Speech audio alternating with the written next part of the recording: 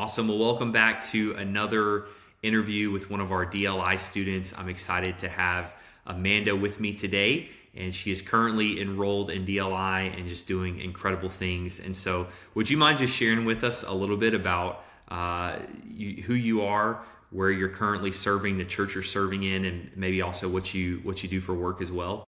My name is Amanda Hebert, and I am my husband is actually on staff at Grace Church, and we've been there for 23 years. I've been a member of Grace Church since I was 11, and I've served in ministry at Grace Church in some capacity for the last 38 years.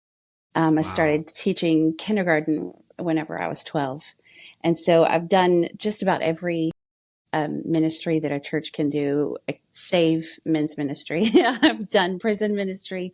I've been in the choir, led the nursery, VBS, women's ministry, all type of different things. So I love serving my local church.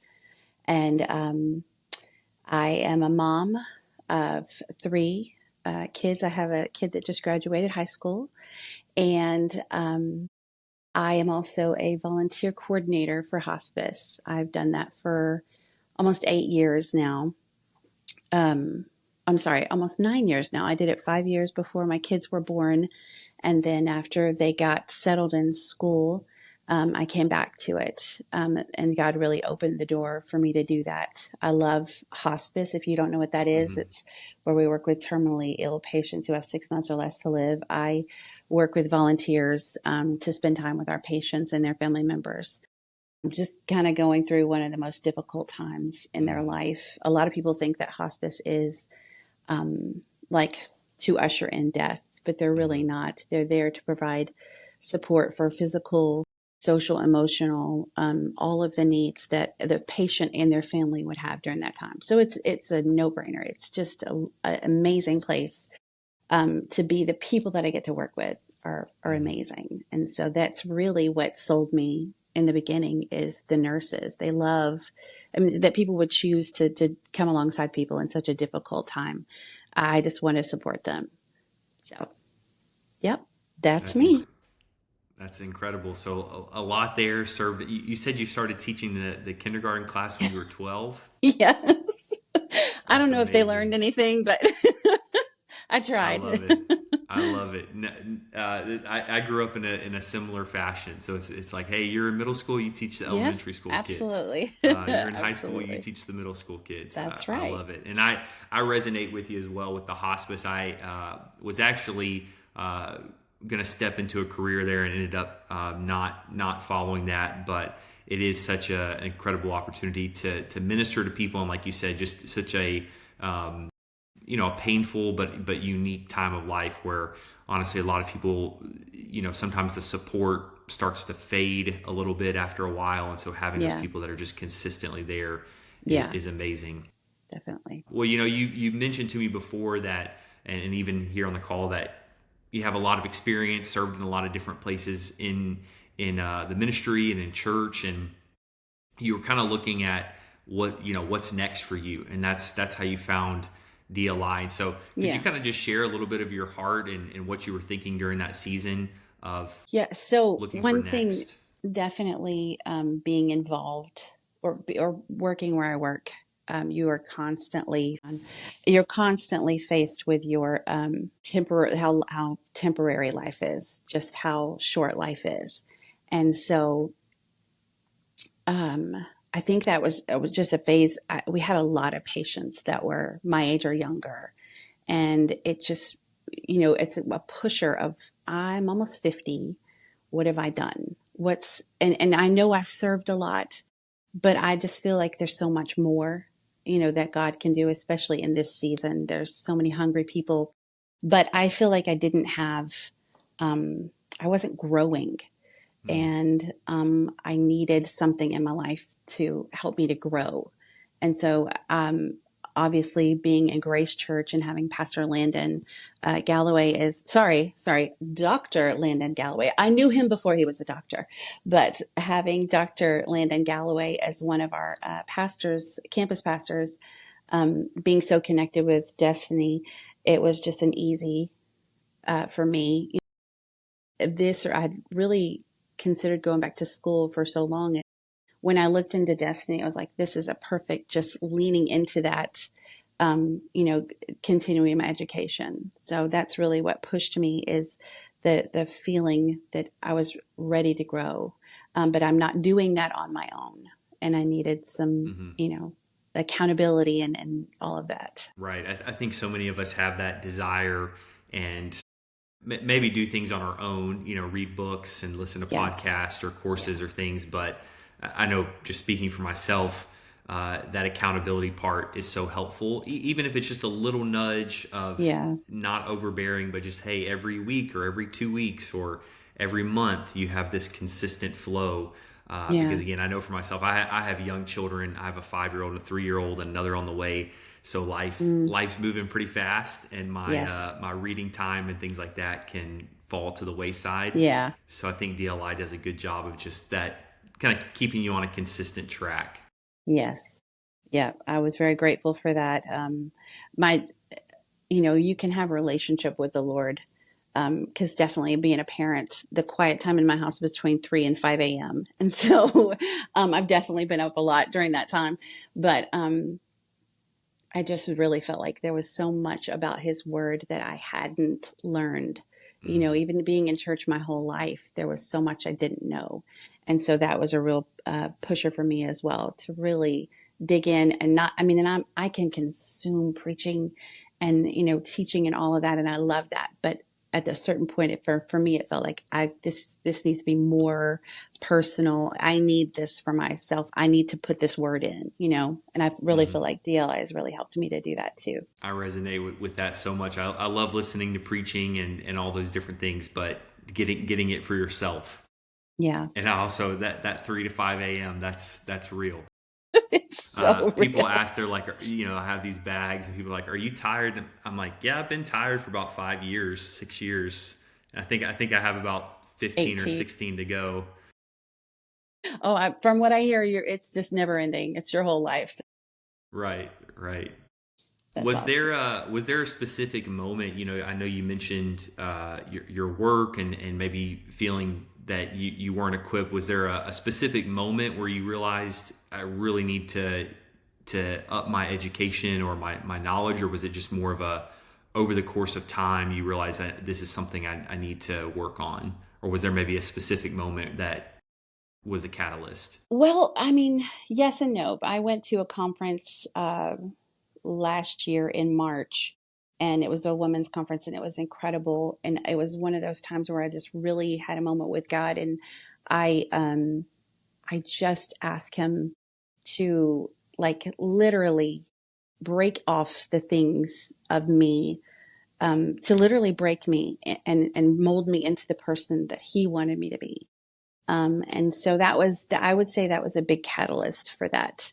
And then I just, we were at we were host the gathering last summer. I believe we hosted for 2 years in a row. Mm-hmm. And my mentor leaned over to me during the graduation. He's like, "What do you think if we were to be up on that stage and grad?" So just little seeds were sown after that. And then it just kept going over and over and over in my mind. And finally I was like, all right, I'm just going to do it. I think it was in the fall or whatever. It had already started, and I was like, I'm signing up in December. As soon as that, I was like, made up my mind.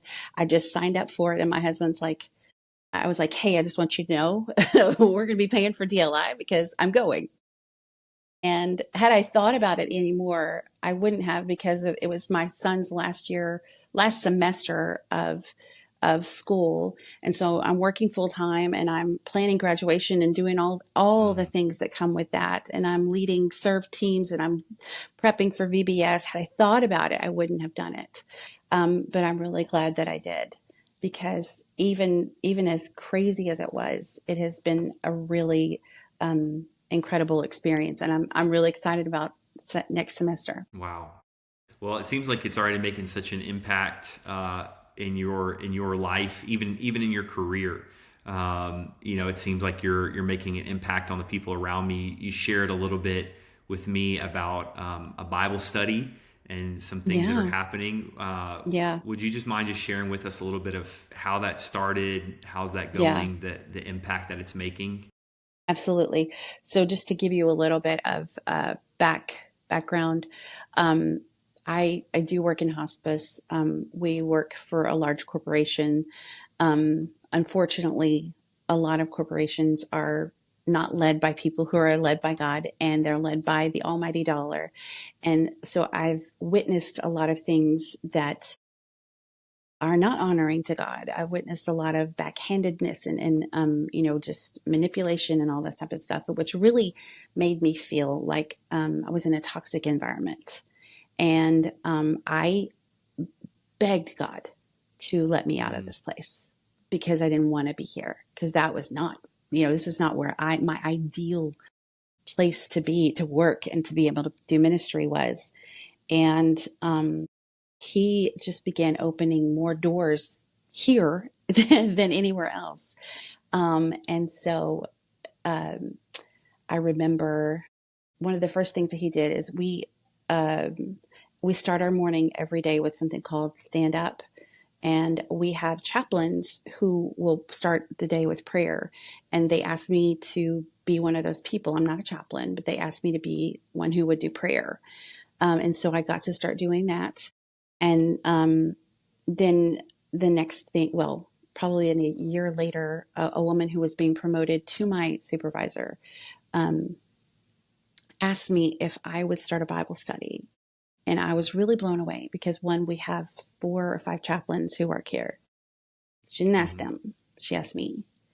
Wow. Um, so it took me back because it's not like I'm out there advertising like, hey, I read the Mhm. Bible. You want to read the Bible? Just like I'm not doing that. And it just really blew me away. So, uh, and then there's been so many other things like that just her asking me to do that was a huge thing. And it's also a huge learning curve for me too, because I grew up reading the Bible and I'm Mhm. working with a whole bunch of people who don't have an Mhm. understanding of the word. So Mhm. the first thing that I did was find a great Lisa Harper video series, let's Mhm. dive. But what I didn't realize was there's a lot of churchese in the way that you and I speak and we Mhm. understand, but people in the secular world don't. So that was great, and that's done. But I think we're going to revamp it, and I'm going to go to the audience, the people who are wanting to come to the Bible study, and say, what is it that you need to learn? Mhm. What are you looking for when you come to a Bible study? And maybe even working to put together something for them. I mean, it's important to know the Bible and why it was created, all of those things, Mhm. but also how can we reach you better? So that's kind of Mhm. where we are right now with that. That's incredible. I love that heart of, hey, this was good, but let's not continue on things that maybe aren't actually addressing the need. Yeah. One of my favorite things I heard a pastor say, and I've used it a lot. I can't remember who said it, but he said, a lot of times as Christians and as Christian leaders, we can answer questions that no one's asking. And Yes. I found myself as a pastor and a preacher. Man, that was a great sermon. Just no one Yeah. was at.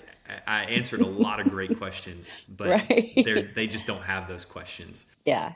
And there's sometimes, and this is something Dr. Galloway and myself have talked about. There's times where we do need to push people to maybe learn things that they don't just want to learn about. Right. But I think at first we need to, show, hey, the Bible and God can meet these immediate needs in your life. So I love that you're taking that and shifting that and really, taking a big step, working in a corporate environment, like you said, for a large corporation. In hospice care, I'm aware, if others aren't aware, there's a little bit more faith in play just Yeah. because of wanting Yeah. to address people's needs and things than maybe some other corporations. But kudos to you. I think that just shows your character and the fact that you weren't advertising it. You weren't telling people, hey, I want to start a Bible study, or hey, come to me for all your needs. But now they're coming to you. And Yes. the second part of that you share with me is now people are actually coming to you with those needs and for prayer and different things. Again, that you have chaplains, Yeah. professional pastors essentially that are Yeah. employed there, and still people are coming to you. Would you mind sharing a little bit more about that part? Yeah. So it started whenever I was able to start doing the morning prayer and devotion. The first thing people, like one of the nurses came and asked me, "How do you know how to pray like that?" And that really rocked me because I only know my world. I only know my perspective until someone else makes me see just how blessed I am, how blessed I am to grow up and know a praying grandmother. Mm-hmm. To have, I'm sorry, I'm getting a lot of reverb. Anyways, to have a praying grandmother, to have praying parents who knew the Lord, like, and just to meet with people who don't know that, who don't know how to speak life. And so that was a huge thing. And then it just began to grow and grow. Like I would literally have, and this is at a time where I was really struggling to be here, asking God, literally, I want to leave. God sent a nurse into my office to tell me like the prayers that I pray, the things that I'm doing, the words that I speak over them, how it helped, it ministered to her so much. And it blew me away because these are very educated people. They're very dedicated people. And for little old me with my associate's degree, little just to think that I could do that. It really astounded me.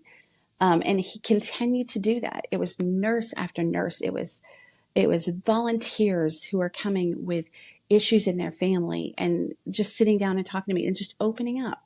And like I said, I'm not like the Dr. Zen. I don't have those things, but I know I'm interpersonal. I thrive in that.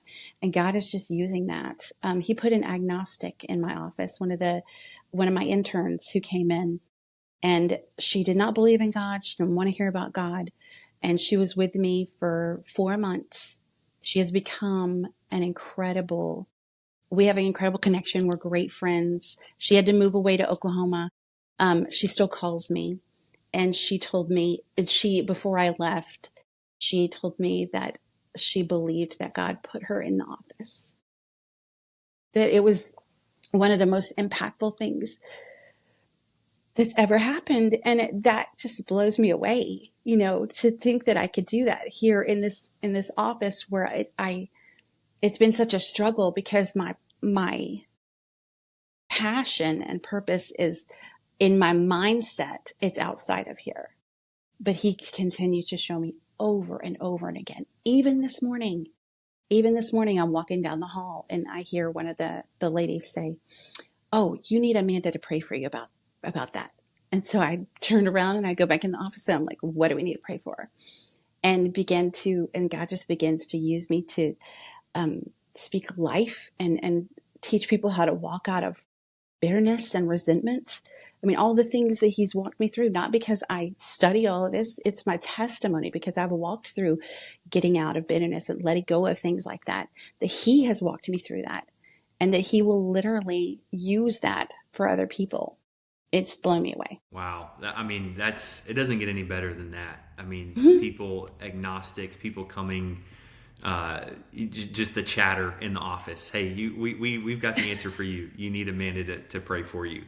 I know. That's beautiful. I think that just shows, and kind of the theme it seems like coming out through this conversation is sometimes we think we know the place and the plan that God has for us, and we think we have it all figured out, and he has something totally different. Would you mind sharing, kind of as we wrap up, if there's someone that is maybe in a place where they feel stuck and, God, how are you going to use me here? This is not the environment I want to be in. Now that you've had some of these experiences where God's used you, would you maybe just speak a word of encouragement to if there's someone listening that's in that same situation? Absolutely. I would say, first of all, don't do what I did and don't be so stuck on what you think is what's God's plan for you. Because his, like you said, his plan is so much greater and deeper.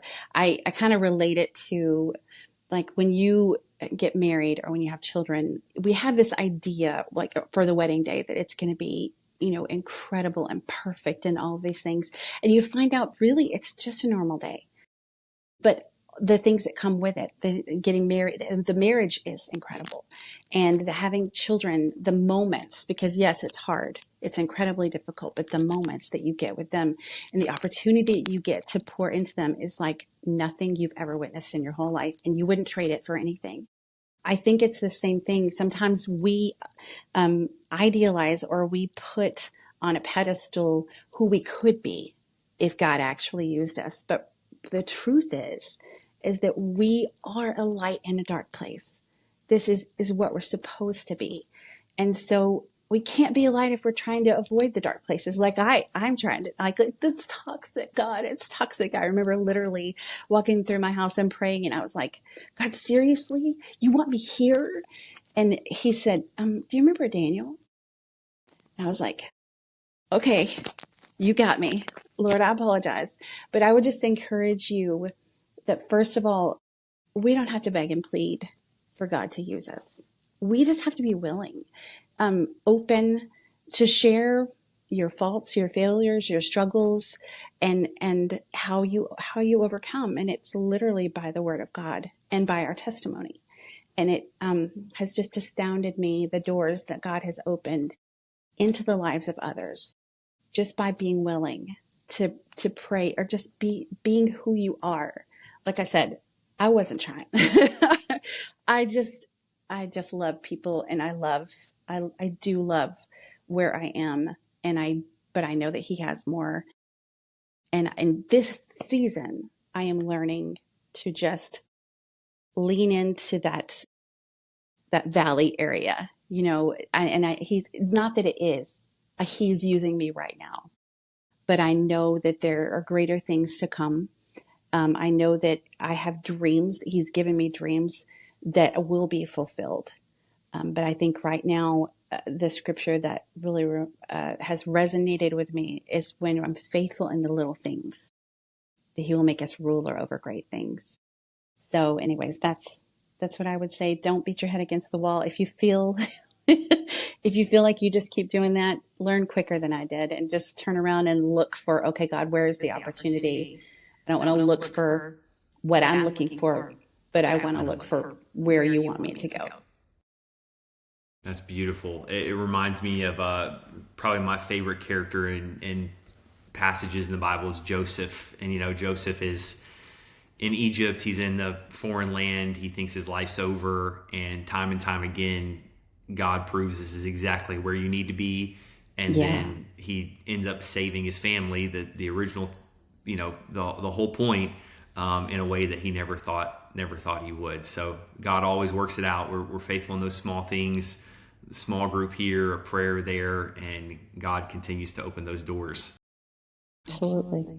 Well, one last question. And I would say that I love every part of it. I love the studies, the webinars. I learned so much from you whenever you were on the webinar. I love the internships. I think every bit of it pushes you outside of your comfort zone. And that's such a huge thing. So I would say don't wait. Sign up now. Don't keep letting that thought over and over again. Just jump. Tell your husband, I wrote the check. It's done and I'm going. But yeah, it's definitely been a game changer for me. Amen. Thank you so much.